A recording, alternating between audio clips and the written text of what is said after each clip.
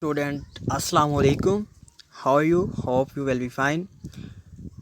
Today we will learn about compounds and mixtures and differentiates between compounds and mixture.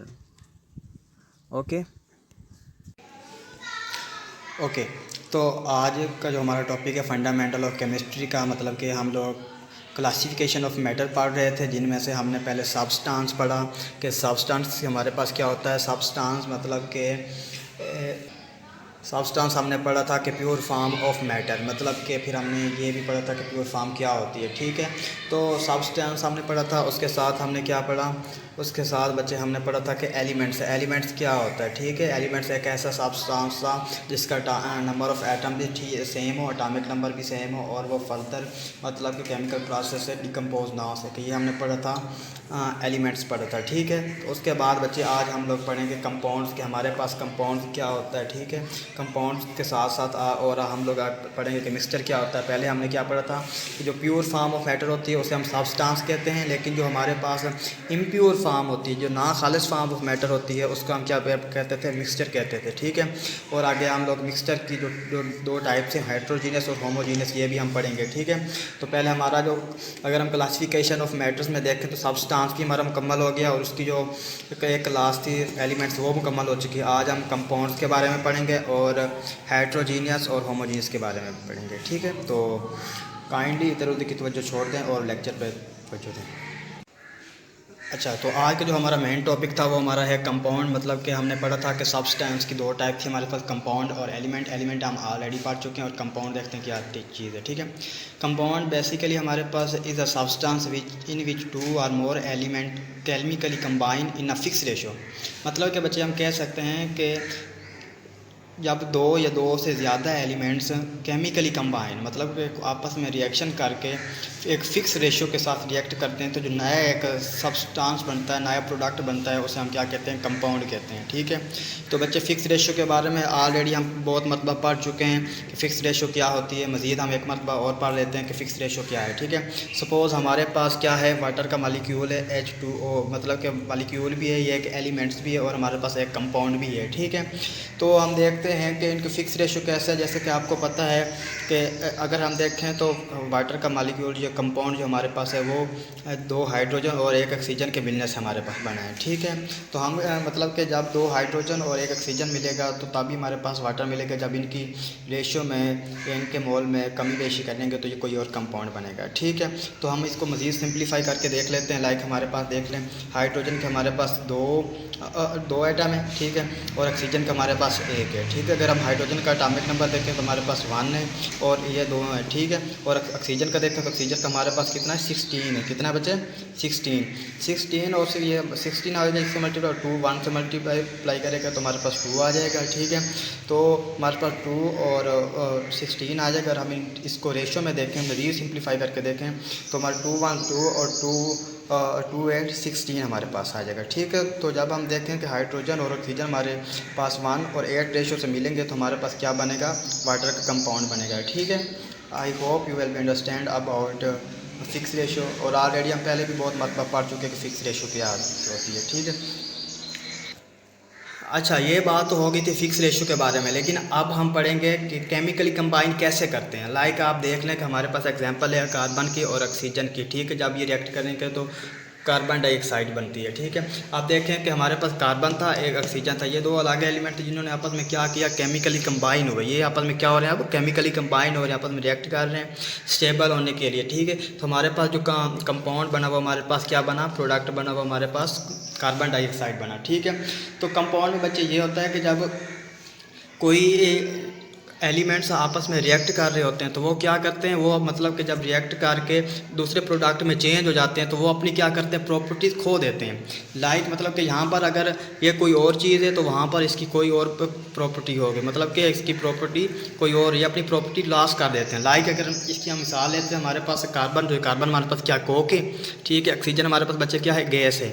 Carbon Coke है और oxygen gas, लेकिन carbon dioxide हम देखें तो gas बनती है, ठीक है। लेकिन इस गैस में और इस गैस में बहुत ज़्यादा फ़र्क है। कैसे?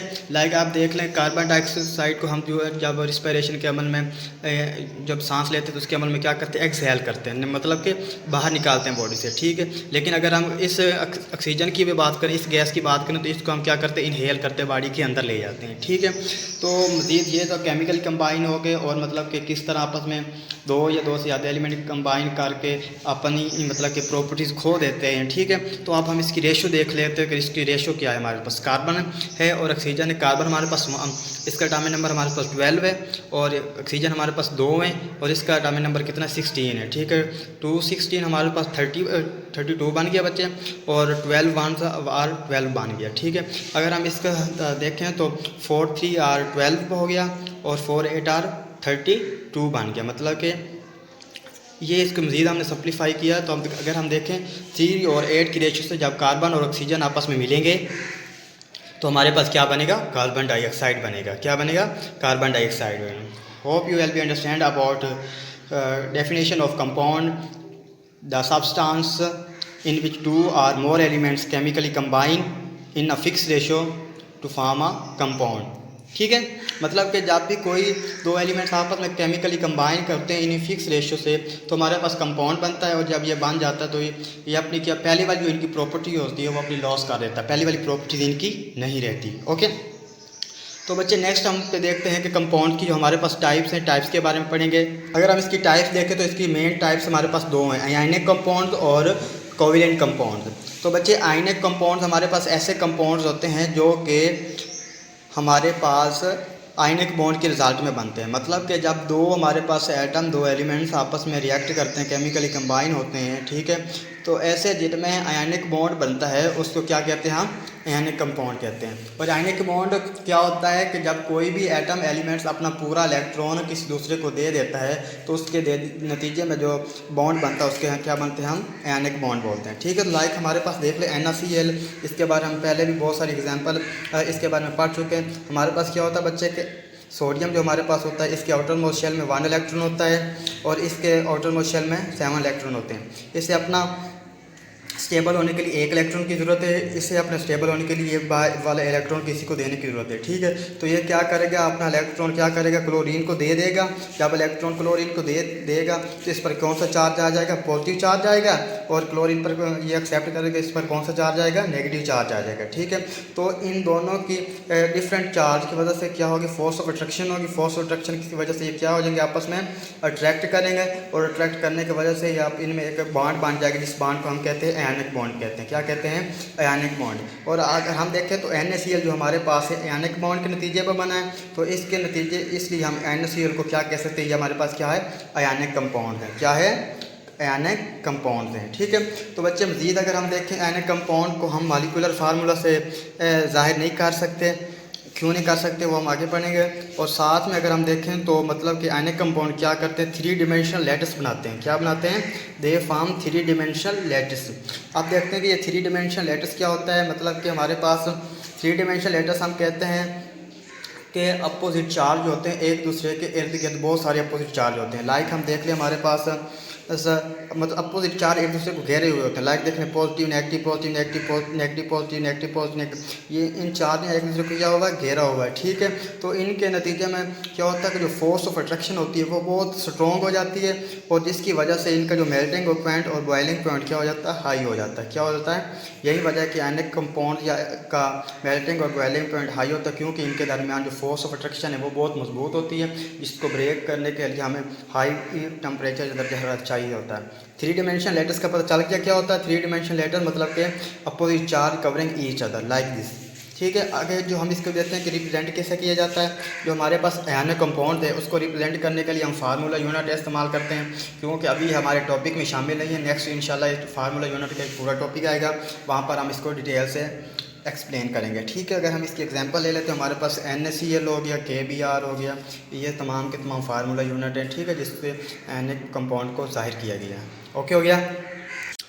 अच्छा, आयनिक कंपाउंड हमने पढ़ लिया और अब हम पढ़ने जा रहे हैं कोवेलेंट कंपाउंड। कोवेलेंट कंपाउंड मतलब कि ऐसे कंपाउंड जो कि कोवेलेंट बॉन्ड के नतीजे में बनते हैं उन्हें कोवेलेंट कंपाउंड कहते हैं। लाइक पिछले यानी हमने पढ़ा था कि कोवेलेंट बॉन्ड क्या होता है। कोवेलेंट बॉन्ड ऐसे बॉन्ड होते हैं जो कि शेयरिंग ऑफ इलेक्ट्रॉन से बनता है, मतलब कि दो एटम दो एलिमेंट्स स्टेबल होने के लिए आपस में इलेक्ट्रॉन की शेयरिंग करते हैं और उसके नतीजे में जो बॉन्ड बनता है उसको हम क्या कहते हैं, कोवेलेंट बॉन्ड कहते हैं। और कोवेलेंट बॉन्ड के नतीजे में जो कंपाउंड बनता है उसे क्या कहते हैं, कोवेलेंट कंपाउंड कहते हैं। ओके, तो हम इसकी मिसाल ले लेते हैं। हमारे पास क्या है, मीथेन है। मीथेन आपको पता है कि लास्ट बार हमने पढ़ा था कि कार्बन की जो हमारे पास वैलेंसी 4 है, ठीक है। तो कार्बन को स्टेबल होने के लिए 4 मज़ीद इलेक्ट्रॉन की ज़रूरत होती है और हाइड्रोजन को डुप्लेट रोल को फॉलो करने के लिए 1 इलेक्ट्रॉन की ज़रूरत होती है। तो वो क्या करता है, इसके साथ आके मतलब कि इलेक्ट्रॉन की शेयरिंग करता है और ये करता है, एक ये और एक ये और ये एक ये। इन चारों की शेयरिंग से इसके 4 बॉन्ड मुकम्मल होते हैं, मतलब कि इलेक्ट्रॉन ये क्या करते हैं, रिवॉल्व करते रहते हैं, इसकी कमी को भी पूरा करते हैं और कार्बन की कमी को भी पूरा करते हैं, जिसकी वजह से इनके दरमियान में एक बॉन्ड बनता है जिसको बॉन्ड को हम क्या कहते हैं, कोवेलेंट बॉन्ड कहते हैं। क्या कहते हैं, कोवेलेंट बॉन्ड कहते हैं। और कोवेलेंट बॉन्ड में ये बना तो हम कह सकते हैं CH4 हमारे पास क्या चीज़ है, कोवेलेंट कंपाउंड है। क्यों कोवेलेंट कंपाउंड, क्योंकि ये कोवेलेंट बॉन्ड के नतीजे में बना है, ठीक है। तो अगर हम देखें तो हमारे पास जो कोवेलेंट कंपाउंड है इसको रिप्रेजेंट किया जाता है मॉलिक्यूलर फार्मूले से। किससे रिप्रेजेंट किया जाता है, मॉलिक्यूलर फार्मूले से। आगे मतलब कि यहाँ पर ही हमारा टॉपिक नहीं है, लेकिन आगे ये एक पूरा टॉपिक आएगा, वहाँ से हम इससे एक्सप्लेन करेंगे, ठीक है। तो अगर हम देखें तो हमारे पास CH4 एग्जांपल देखें, कैल्शियम कार्बोनेट है, H2SO4 है, ये तमाम के तमाम क्या है हमारे पास, कोवेलेंट कंपाउंड है। कोवेलेंट कंपाउंड किस वजह से, क्योंकि ये कोवेलेंट बॉन्ड के नतीजे में बने हैं, ठीक है। कोवेलेंट बॉन्ड कौन सा बॉन्ड होता है, जो कि हमारे पास शेयरिंग ऑफ इलेक्ट्रॉन से बनता है, ठीक है। तो ये अपनी स्टेबल होने के लिए इन्होंने आपस में रिएक्ट किया, जिनकी वजह से अपनी एक दूसरे के इलेक्ट्रॉन की शेयरिंग की, जिनकी वजह से इनके दरमियान एक बॉन्ड बन गया जिसे हमने कोवेलेंट बॉन्ड कहा। और कोवेलेंट के बॉन्ड में ये जो पूरा कंपाउंड बना है इसको हमने क्या कहा, ये हमारे पास क्या है, कोवेलेंट कंपाउंड है। ओके हो गया। अच्छा बच्चे, तो हमने क्या पढ़ा था, क्लासिफिकेशन ऑफ मैटर में से हमने एलिमेंट्स और सब्सटेंस और मिक्सचर पढ़ा था। एलिमेंट्स भी हमने पढ़ लिया और कंपाउंड्स भी पढ़ लिया। अब हम पढ़ने जा रहे हैं मिक्सचर। मिक्सचर क्या है, सब्सटेंस क्या था, प्योर फॉर्म ऑफ मैटर, लेकिन हमारे पास क्या है, मिक्सचर क्या है, इम्प्योर फॉर्म ऑफ मैटर। मतलब कि जब दो या दो से ज़्यादा एलिमेंट्स या कोई मैटर हमारे पास क्या करते हैं, आपस में कंबाइन करते हैं, फिज़िकली कंबाइन करते हैं। क्या करते हैं, फिज़िकल कंबाइन करते हैं, उनमें कोई भी फिक्स रेशो ना हो, तो उसको हम क्या कहेंगे, मिक्सचर। मतलब कि हमारे पास क्या था बच्चे, सब्सटेंस में क्या था कि जो हमारे पास कोई एलिमेंट थे या एटम में वापस में किस से होते थे, केमिकली कंबाइन करते फिक्स रेशो से। किससे करते थे, फिक्स रेशो से। लेकिन यहाँ पर हमारे पास कोई फिक्स रेशो नहीं है, जिस तरह चाहे मतलब कि कर सकते हैं, इसको हम कहते हैं मिक्सचर कहते हैं। हम कह सकते हैं when 2 or more elements are compound physically combine without any fix ratio. मतलब कि बगैर किसी फिक्स रेशो के आपस में कंबाइन करते हैं, तो हम इसे क्या कहते हैं, मिक्सचर। अब बात आती है फिक्स रेशो, मतलब कि उनके दरमियान जो हमारे पास होता है एटम्स हो गए या एलिमेंट्स होंगे, उनकी मतलब के तादाद में फ़र्क हो सकता है। लाइक जिस तरह हम देख लें, हमारे पास अगर वाटर चाहिए तो वाटर में हम देखें हमारे पास 2 हाइड्रोजन और 1 ऑक्सीजन की ज़रूरत होती है, लेकिन यहाँ पर उनकी वहाँ पर रेशो क्या थी, 1 ऐसे ही थी ना। हमारे पास 1:8 रेशो से जब करेंगे तो रिएक्ट करेंगे तो हमारे पास वाटर बनेगा, लेकिन यहाँ पर इसकी कोई फिक्स रेशो नहीं होगी। अगर बगैर किसी फिक्स रेशो के बने तो हम इसे क्या कहेंगे, मिक्सचर कहेंगे, ठीक है। तो बच्चे ये हमारे पास मतलब कि साल्ट सोल्यूशन हो गया, लाइक हमारे पास एयर हो गई। एयर अगर हम साल्ट सोल्यूशन में देख लें, हमारे पास पानी है और हमारे पास नमक है। ये साल्ट सोल्यूशन अगर एयर देख लें तो हमारे पास एयर में मुख्तलिफ गैसें पाई जाती हैं, नाइट्रोजन, ऑक्सीजन, हाइड्रोजन वगैरह, ठीक है। तो हम कह सकते हैं इन मतलब कोई फिजिकल कंबाइन हुए और इनमें कोई मुकम्मल फिक्स रेशो नहीं है, जिस रेशो से मतलब मर्जी हो सकते हैं, ठीक है। अब अगर देख लें हमारे पास साल्ट है, आप साल्ट सोल्यूशन बनाने आप जितना चाहे मर्जी इसमें नमक डालते हैं, डालते जाए, आपसे कोई नहीं पूछेगा किसी फिक्स रेशो क्यों नहीं है। ओके हो गया। तो बच्चे नेक्स्ट हमारे पास आ जाती है मिक्सचर की 2 टाइप्स है हमारे पास, होमोजीनियस और हेट्रोजीनियस। होमो का मतलब क्या होता है, सेम, मतलब कि इसमें जो कंपोजिशन है एलिमेंट्स की या जिस भी चीज़ की है कंपोजिशन है वो क्या होती है, यूनिफॉर्म होती है। यूनिफॉर्म कैसे होती है, मतलब थ्रो इट्स मास।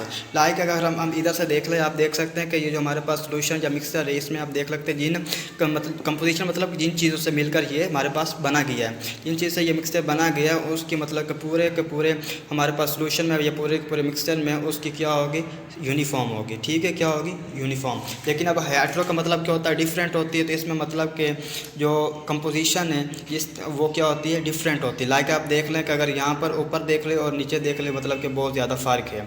तो नेक्स्ट पॉइंट हमारे पास जो इनके डिफरेंट है वो हमारे पास कंस्टिट्यूएंट कांट सीन, मतलब कि जिन अज्जा से मिलकर या जिन एटम से या जिन मालिक्यूल से या जिन एलिमेंट से मिलकर मिक्सचर बना हुआ है, वो क्या करते हैं कि होमोजेनियस मिक्सचर में हमें दिखाई नहीं देते। आप देख सकते हैं कि यहाँ पर हमें कुछ भी दिखाई नहीं दे सकता। लेकिन अगर हम हेट्रोजीनियस मिक्सचर की बात करें कि इनमें मतलब कि कंस्टिट्यूएंट मतलब कि जिन अज्जा से मिलकर ये मिक्सचर बना गया है वो हमें दिखाई देते हैं। लाइक आप देख लें, ये हमें दिखाई दे रहे हैं। ठीक है, नंबर 3 पर बच्चे हमारे पास पॉइंट है कि जो हमारे पास होमोजेनियस मिक्सचर होता है इनमें नो विजिबल बाउंड्री, मतलब कि जब लाइक आप देख लें हमारे पास साल्ट सोल्यूशन है, तो साल्ट सोल्यूशन की अगर मिसाल दें तो साल्ट बिल्कुल पानी में अच्छी तरह हल हो जाता है, तो हमें मतलब कुछ भी दिखाई नहीं देता, कोई भी बाउंड्री दिखाई नहीं देती।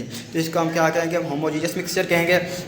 अगर हम नेक्स्ट देखें तो हमारे पास आ गया जो हमारे हेट्रोजेनियस मिक्सचर है, ये विजिबल बाउंड्री होती है। कैसे विजिबल बाउंड्री होती है, हम देख लें हमारे पास बच्चे आप ऑयल लें और आप पानी लें, अगर उनको आपस में मिक्स कर दें तो एक मिक्सचर बन जाएगा। और मिक्सचर बनने में आप देखें रहे कि ऑयल की जो हमारे पास पानी के ऊपर एक लेयर बन जाएगी, मतलब एक बाउंड्री बन जाएगी।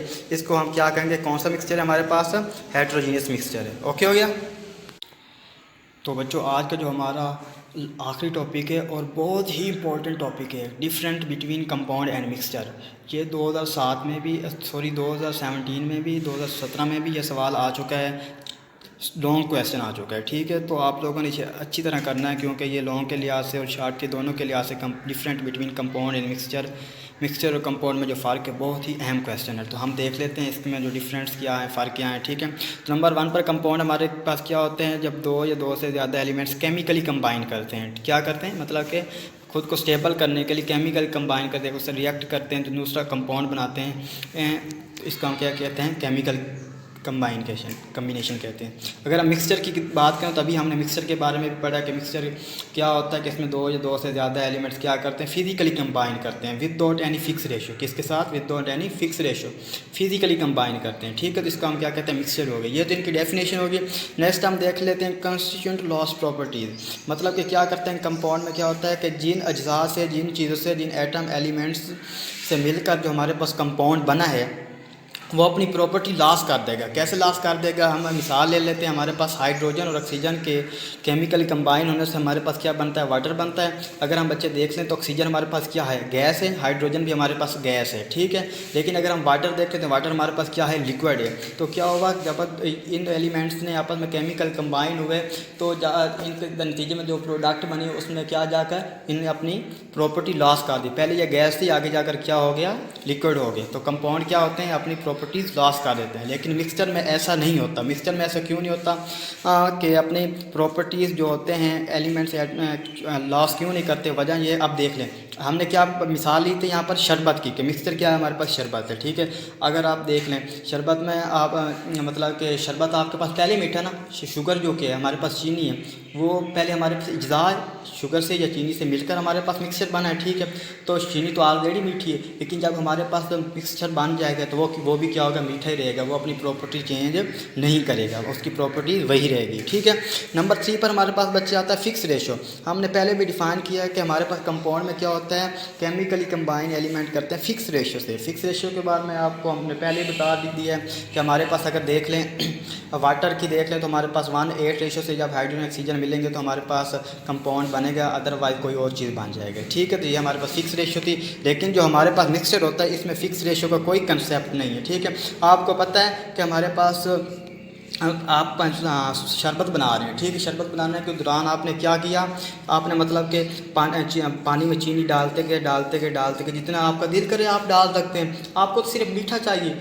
ठीक है, तो हम कह सकते हैं कि हमारे पास कोई फिक्स रेशो का कंसेप्ट मिक्सचर में नहीं है। आपका जितना दिल करे आप चाहे पानी मीठा का मीठा ही रहे, ऐसा नहीं कि चीनी ज़्यादा डालेंगे तो पानी आपका फीका हो जाएगा, ऐसा नहीं हो सकता। ठीक है, तो इस मतलब कि मिक्सचर में कोई भी हमारे पास फिक्स रेशो का कंसेप्ट नहीं है। ठीक है, इसमें कोई ज़रूरत नहीं होती। नंबर 4 पर बच्चे हमारे पास एक कंपाउंड कांट भी सेपरेट, मतलब कि आप देख लें हमारे पास H2 और ऑक्सीजन के नतीजे में हमारे पास इनके रिएक्शन में हमारे पास क्या बना, वाटर बना है। ठीक है, तो वो क्या कहते हैं, इनको हम फिजिकली हम क्यों डिकम्पोज नहीं कर सकते, सेपरेट नहीं कर सकते।